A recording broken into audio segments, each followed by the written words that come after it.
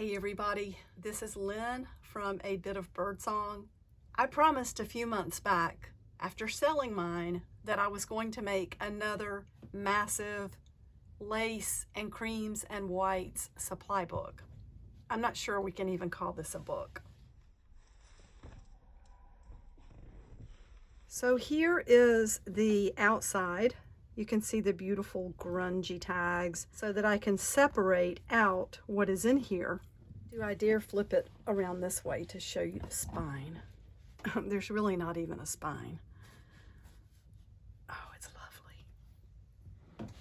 I just have certain things that make me function better out here and that inspire me. I have tried keeping a large container of this kind of fabric and everything gets mixed up, and I don't know if I have ADD. I know that I'm very impulsive, but I just get overwhelmed if everything is in one box all mixed up. So this for me helps me to remember what I have, and it helps me to separate things out. Now I knew I had a lot out here. I still have a lot of fabric that doesn't fit this type of sort of shabby, grungy theme. I do have some things, like I recently bought this large spool of this beautiful ribbon. It's a beautiful silvery, like a white pewter color, very, very beautiful, and it's old. It says Oregon Tailor on the outside. I'm not sure what that means. And I have a gorgeous, large linen tablecloth here. So I do have things like that that won't fit into here, but I love having this sitting out here. This beautiful thing on the front came from Mary. Mary sent me an amazing wall hanging a while back, and it was filled to the brim, every pocket, with things to use. This was one of the beautiful little embellishments that she made. So I pinned that to the front. There's a bag of lavender. I love to keep things like that out here. And I'm not gonna go through every single piece because I think it would just take forever. But let me show you the different divisions in here. The very first section is muslin and cotton. And sometimes the sections overlap a little bit. So I have everything, as you can see, from grungy small pieces to larger pieces like this.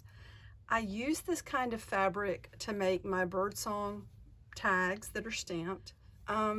You will see where sometimes I have a long piece like this under laces and trims.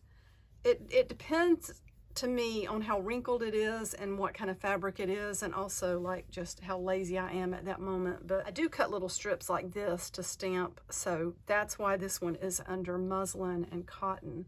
And you know, just flipping on through, there's just a lot in here. Like I said, I'm not going to show you every piece, but I have just some really beautiful, like this is wrinkled, it's got a little stain on it. That's exactly the kind of thing I like to use in my grungy journals. There might be some pieces, like this probably really should go under the embroidered tag, and I think I'll go ahead and move that. And I'm going to go ahead and move this one too, because it does have some embroidery on the end. But a lot of times these pieces, if they don't have very much, I will cut them up and use them in journals, you know. Okay, so let's stop with this section and let's get to the next page, so to speak. I'm going to try to turn this whole stack over. And these pages, so these are large file folders, and the file folders have been covered in fabric. I sewed just simply around the edge. On some of them, I've added some embellishment, like on this one. That's just almost a table scarf. Maybe it is a table scarf, but it had an odd shape, and I wanted it in here.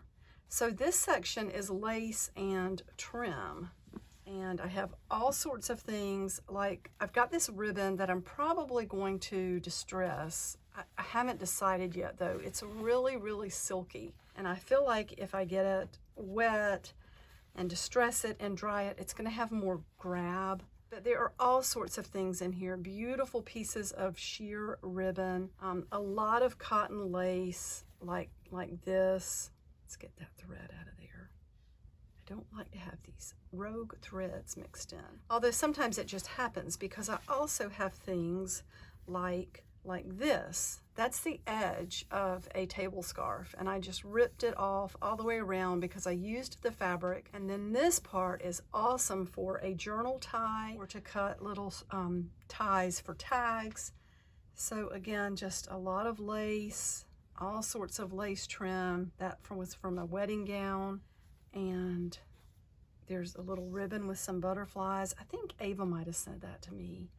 And you can see that was part of a table scarf, but just anything that qualifies as lace or a trim. And again, sometimes I do include long pieces of wrinkled muslin like this because they make wonderful ties, and they also make really fun trim on the edge of a page if you're working with something grungy.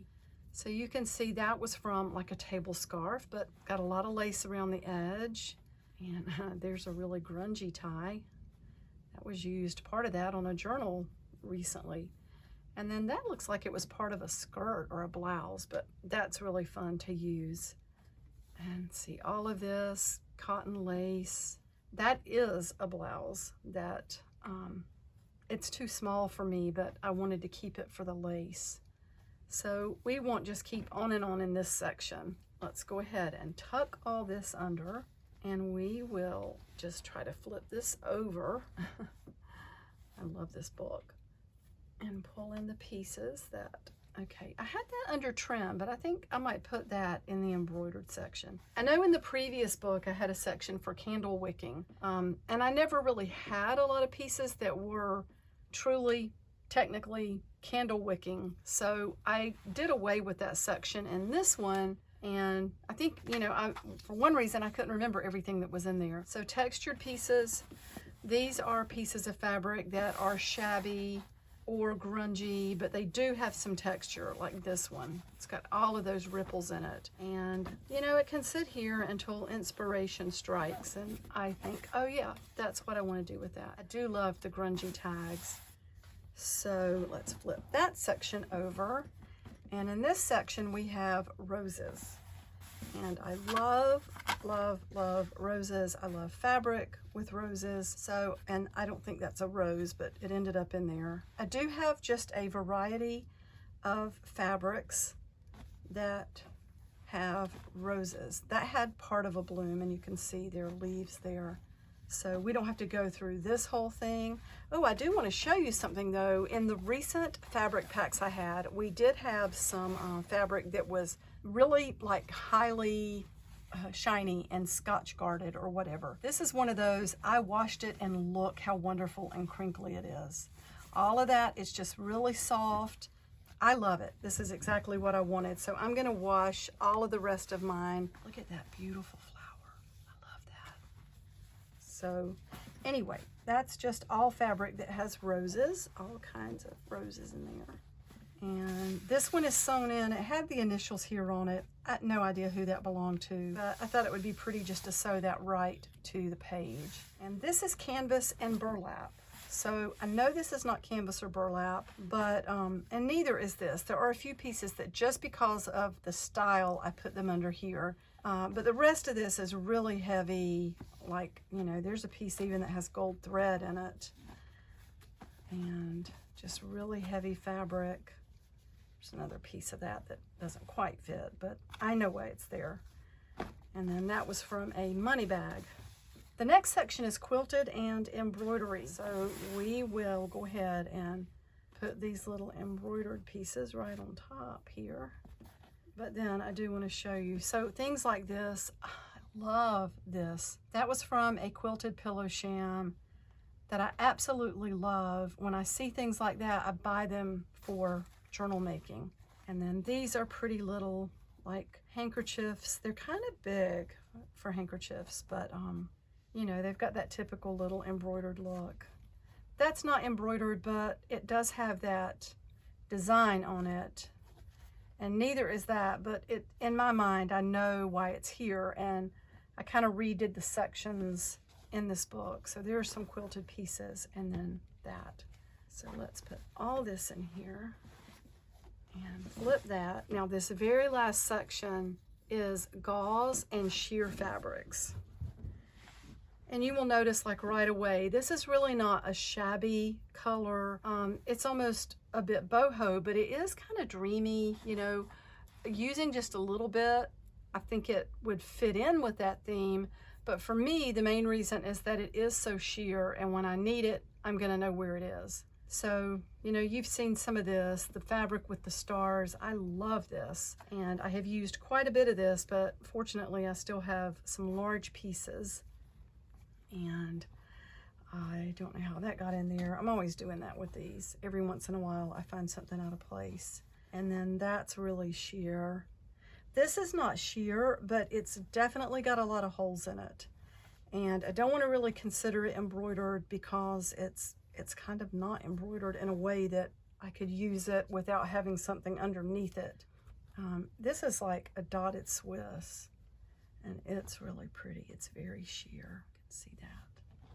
That's a large piece. So, and then there's a little bag of lavender there. So let me get my hand under here and let's try just flipping all the way back. And what I do, because you can tell it's a little bit, things are coming out. I'm going to go back over here and move some of this down into the center. We just lost a little bit of that from flipping through. And you know, I've learned from working in this today that I don't need anything in this category for a little while. So I'm going to be making some journals with this and work this down to a smaller size. But isn't that just so beautiful? This is heavy. I would like to know how much this weighs. This is good exercise.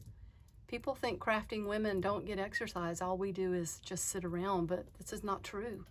Like, these are my muscle building projects. Okay, I'm gonna go for now and continue working out here. I do have some ephemera packs that I will be back with soon. Thank you so much for being here. Bye for now.